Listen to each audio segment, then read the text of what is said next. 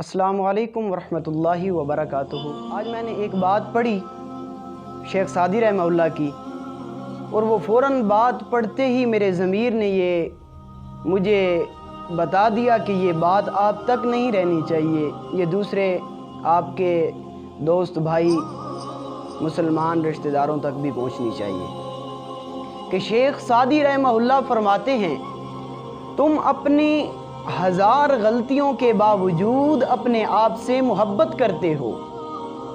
तुम अपनी 1000 गलतियों के बावजूद अपने आप से मोहब्बत करते हो, दूसरों की एक गलती से नफरत क्यों करने लग जाते हो? फिर ये बात भी नहीं, ज़िंदगी संवारने के लिए जो अगला जुमला शेख सादी ने फरमाया, बड़ा कमाल का जुमला। इसके बाद कहते हैं, या खुद गलतियां करना छोड़ दो या दूसरों को माफ़ करना सीख लो।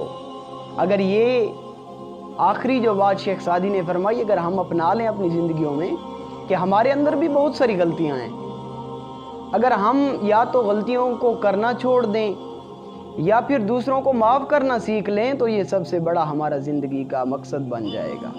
हम अपनी ज़िंदगी को पालेंगे। इस पर अमल कीजिए। शेख सादी रहमहुल्लाह ने बड़ी प्यारी बात की, अपने दोस्तों को शेयर कीजिए। अस्सलामु अलैकुम।